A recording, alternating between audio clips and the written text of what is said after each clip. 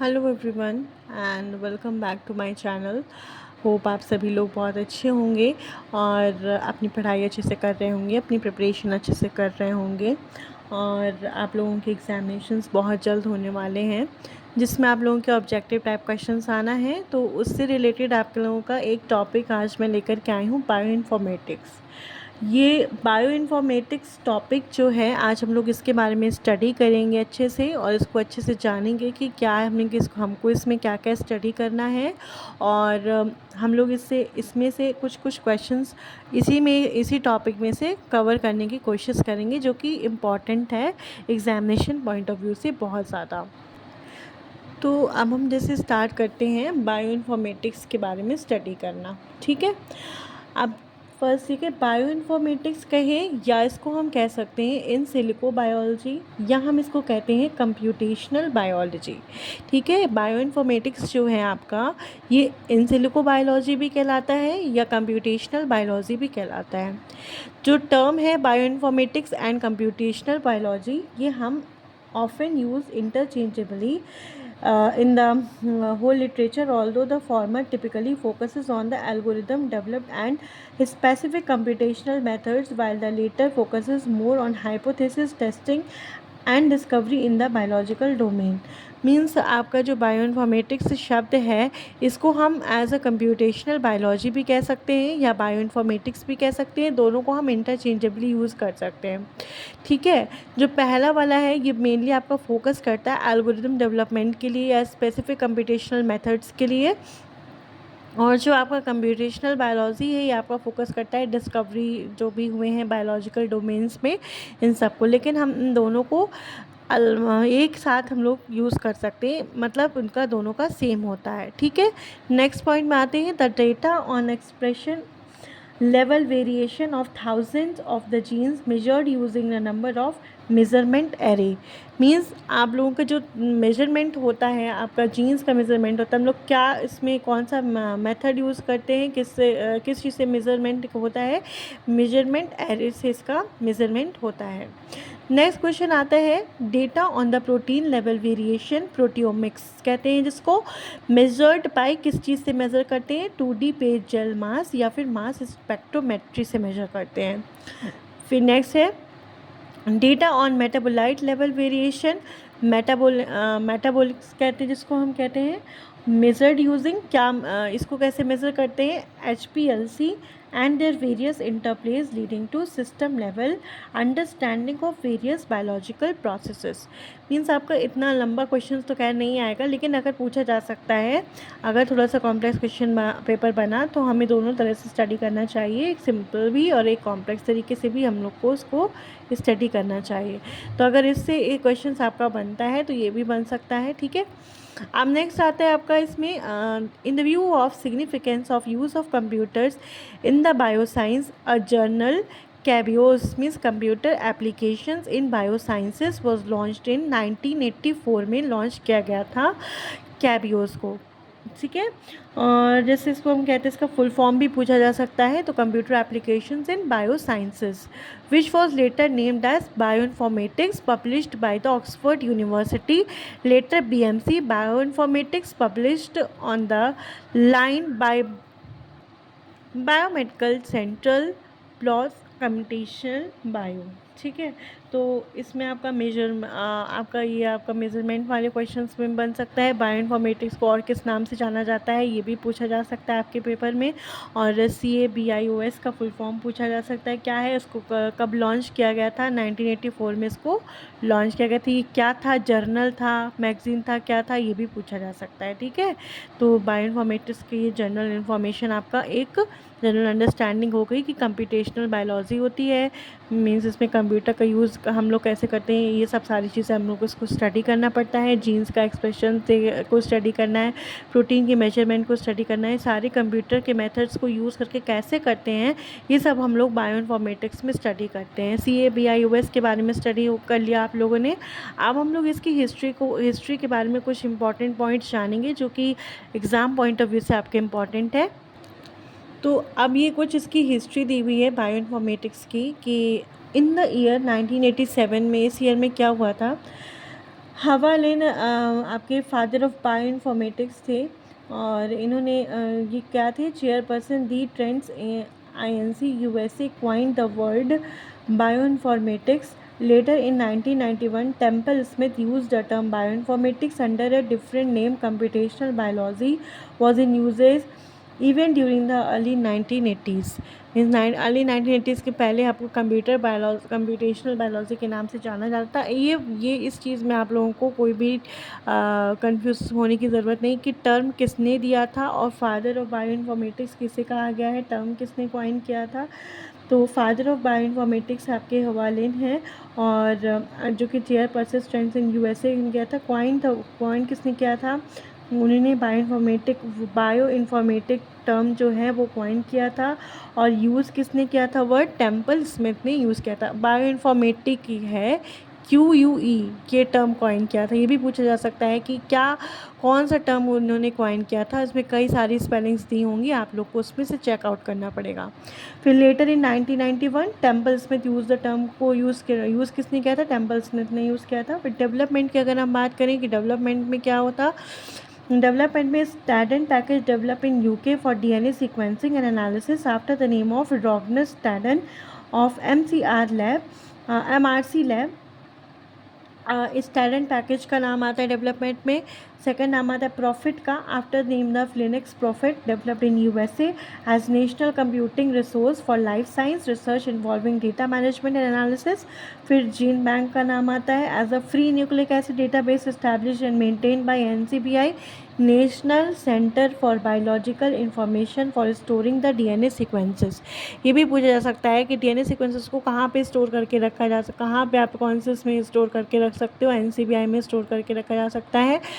फिर next question आता है BioNTech, shortly for biological network हम इसको कहते हैं। बायोलॉजिकल नेटवर्क बायोनेट कहलाता है। क्रिएटेड बाय, किसने क्रिएट किया था, Amos Bairoch, a famous bioinformatician in Europe for life science users of micro computers.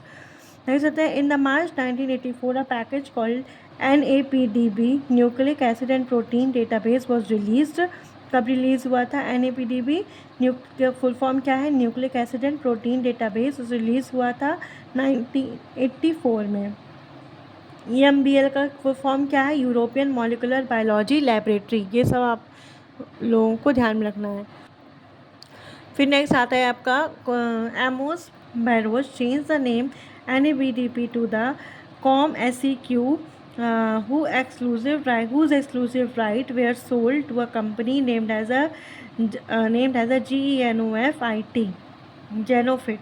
ठीक है, मैं उसने नाम चेंज कर दिया था NAPDB का टू द, किस में नाम चेंज किया था, COMSEQ में, COMSEQ में। ठीक है, फिर उसके बाद उसकी कंपनी का क्या नाम था, जेनोफिट नाम था। The first PC compatible version of COMPSEQ having 33 प्रोप्रेन्स रिलीज्ड इन जुलाई 1985 में रिलीज़ किया गया था। और जो PC जीन है उसको यूज़ किस में कर सकते हैं, किस चीज़ में कर सकते हैं, for translating a given gene sequences into the amino acid sequences of the protein, comparison of given sequences with the sequences available in the database. ठीक है, during 1980s Amos Bairoch developed PROSITE means क्या है, database of protein families and domains को हम कहते थे PROSITE कहते हैं। As a platform of the characterize unknown protein sequences for present of short and well conserved regions. New database and software to assess and analyze the data were developed in the USA by NIH, means National Institute of Health, and in Europe by EMBL and Swiss Institute of Bioinformatics, that means SIB। अब कुछ इसके बाद हम लोग, ये history हो गई, जो मेन चीज़ें हमको पता होनी चाहिए। इसके टूल्स के बारे में देखें तो ब्लास्ट प्रोग्राम और जेन स्कैन प्रोग्राम कहते हैं हम लोग, जीन फाइंडिंग को GNIE jenny, SAPS statistical analysis for protein sequences, आपका हो गया क्लस्टल, और ये इन्फॉर्मेशन हो गया मल्टीपल सीक्वेंस अलाइनमेंट वाला हो गया, स्कैन स्टैटिक्स हो गई। ये कुछ इसके टूल्स के नाम दिए हुए हैं, जिनमें से आपको नाम बस लर्न रहना चाहिए, पता होना चाहिए कि ये टूल्स होते हैं। इनमें से पूछ सकते हैं इनमें से कौन सा टूल नहीं है। नोट करके पूछ सकता है, या इनमें से कौन सा टूल है, किसी भी एक का नाम दे सकता है, तो वैसे करके पूछ सकता है। ठीक है, अब जो इसके टूल्स हैं इनको हम 4 क्लासेस में डिवाइड करा हुआ है। पहला टूल है जो इसका वो है statistical analysis tool. Statistical analysis tool के लिए हम फॉर ब्रॉड एप्लीकेशन के लिए यूज़ करते हैं। इसमें हमें फुल फॉर्म याद होना चाहिए। SPSS means statistical package for social science, SAS means statistical analysis system are the two such packages which have wide range of application. इनकी वाइड रेंज ऑफ एप्लीकेशंस उनके बहुत ही वाइड है। ठीक है, अब देखिए दिया हुआ SPSS के बारे में दिया हुआ है, produces result in understandable presentable formats में रिजल्ट प्रोड्यूस करते हैं। SAS और STAT software used for all the kinds of statistical analysis, सारे काइंड्स के स्टैटिस्टिकल एनालिसिस करते हैं। और SAS ETS software is used for time series analysis. SAS IML is used for interactive matrix manipulation. ठीक है, next आता है आपका genome analysis tools. Genome analysis tools में क्या इन्वॉल्व रहता है? Involve in detection of sequence variation. ये आपको लर्न होना चाहिए किस चीज़ में इन्वॉल्व रहता है, ये टूल किस काम आता है, ये चीज़ें।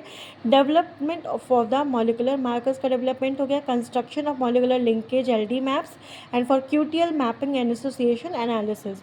नेक्स्ट आता है सीक्वेंस अलाइनमेंट टूल्स के इनको भी हमने 2 क्लासेस में डिवाइड किया था, pair wise sequence alignment tools and multiple sequence alignment tool. Fourth आता है genome annotation technique and tools. इसमें भी हमको कई सारी चीज़ें स्टडी करनी पड़ती है जीनोम एनोटेशन टेक्निक्स में, जैसे automatic genome annotation pipeline, gene finders में आ गया, कई सारे प्रोग्राम्स हो गए इसके। और फिर नेमिंग जीन्स हो गया, फिर tools of detecting non coding RNA transcript. ये वाला इंपॉर्टेंट है इसमें पॉइंट कि RNA transcript non coding RNA transcript को डिटेक्ट करने के लिए कौन सा आपका टूल यूज़ करते हैं, जीनोम एनोटेशन। तो ये पूछा जा सकता है, तो आपको हर टूल्स का वर्क आपको पता होना चाहिए।